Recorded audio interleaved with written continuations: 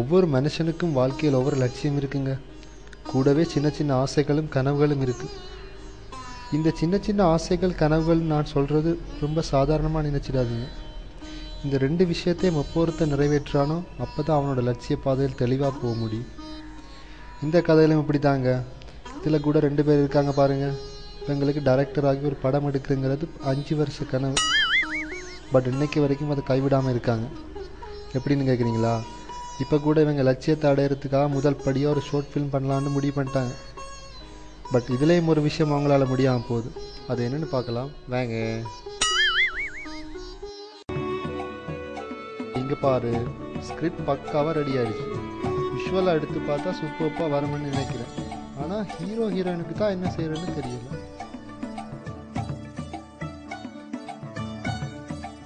Hero heroine எல்லாம் வெளியே போயிட்டு பிடிக்கலாம் மச்சான்.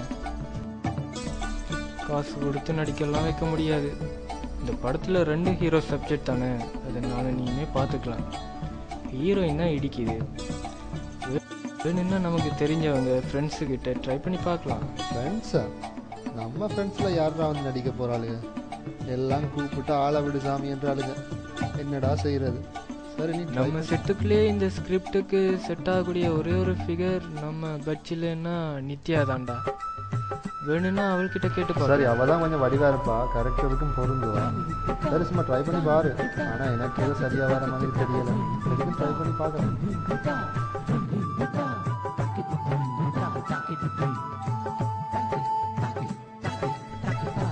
மச்சான், கால் பண்ணி கேட்க ஒரு மாதிரி இருக்குடா.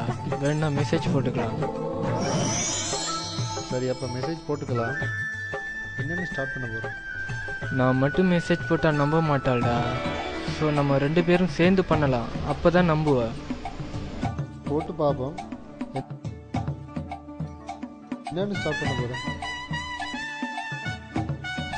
இந்த மாதிரி ஸ்கிரிப்ட் ஒன்று ரெடி பண்ணுறோம்.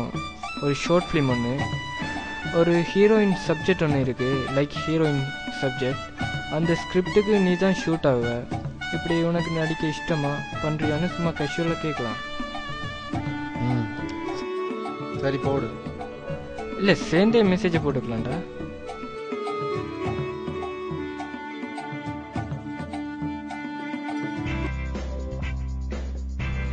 மச்சி ரிப்ளை பண்ணியிருக்காள்டா. என்ன 2 பேரும் என்ன சேர்ந்து கலாய்க்கிறீங்களா? வினோத்தும் சேம் மெசேஜ். அவள் நம்மளை நம்பலாம் மச்சான். சரி, அப்படின்னா அவன் நம்புற மாதிரி மெசேஜ் போடு. இப்படி நாங்கள் ஒரு ஸ்கிரிப்ட் பண்ணியிருக்கோம், எல்லாம் ரெடி ஆகிடுச்சு, நீங்கள் நடித்தா நல்லா இருக்குன்னு ஃபீல் பண்ணணும்னு சொல்லி மெசேஜ் போடு. வேணும்னா ஸ்கிரிப்டை காட்டு.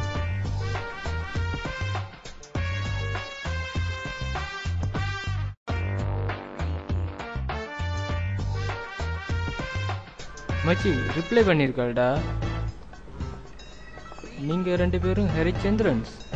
ஸோ நோவே. அவள் இன்னும் நம்மளை நம்பல மச்சான். சரி, இப்போ என்ன பண்ணுறது? இப்போ நீ மெசேஜ் போடு. இல்லை, நம்ம சீரியஸாகவே ஒரு ஸ்கிரிப்ட் ரெடி பண்ணி வச்சுருக்கோம். அதில் ஒரு கேர்ள் கேரக்டர் இருக்குது, ஒன்லி 2 டைலாக்ஸ் தான். அது அந்த கேரக்டருக்கு நீங்கள் செட் ஆவீங்கன்னு நினைக்கிறோம். எப்படி உங்களால் பண்ண முடியுமான்னு சொல்லி இப்போ நீ மெசேஜ் போடு, அப்போ தான் நம்புவாள்.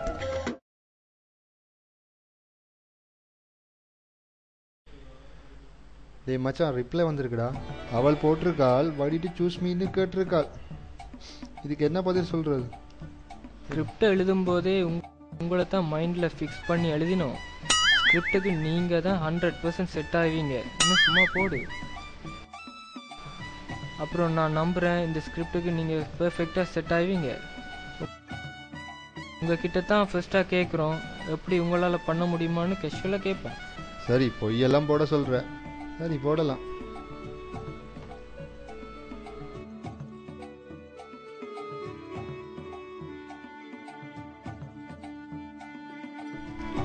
டேய் மச்சான், ரிப்ளை பண்ணியிருக்காடா. அவள் சொல்லியிருக்கா வருங்காலத்தில் பெரிய டைரக்டராக வாழ்த்துக்கள்னு போட்டிருக்கா. அவன் நம்ம வழிக்கு வர மாதிரி தெரியலை. எல்லாத்தையும் கைவிடணும் போல தான் இருக்கு. ஆமாம் மச்சான், எனக்கு இதெல்லாம் ஒன்றும் வேலைக்கார மாதிரியே தெரியல.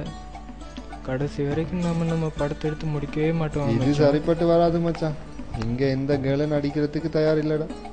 நாம் இதெல்லாம் விட்டுட்டு மற்ற வேலையை பார்க்க வேண்டியதுதான். சரி, இப்போ என்னென்னு மெசேஜ் பண்ணி முடிக்க போகிறேன்? ஓகே, பிரச்சனை இல்லை. தேங்க்ஸ் ஃபார் யர் டைம்னு போடலாம். விடை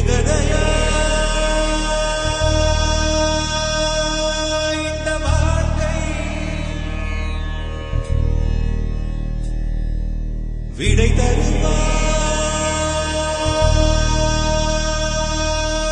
யாரோ.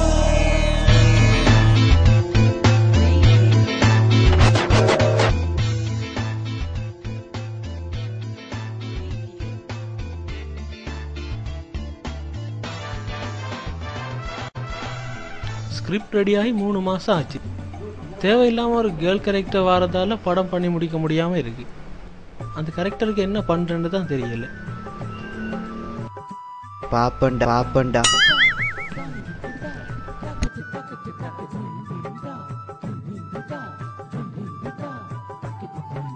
இவனுங்களும் நம்ம கேஸ் மச்சான்.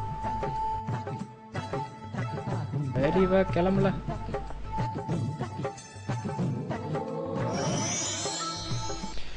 ஷார்ட் ஃபிலிம் பண்ணுறது ரொம்ப சாதாரணமான விஷயம்னு நினச்சிடாதீங்க. அதில் இறங்கி பார்த்தா தான் ஒவ்வொரு கஷ்டமும் தெரியும். ஷார்ட் ஃபில்முக்கு பொண்ணு எடுக்கிறது கஷ்டங்க. அதுலேயும் அழகான பொண்ணு எடுக்கிறது ரொம்ப ரொம்ப கஷ்டம்.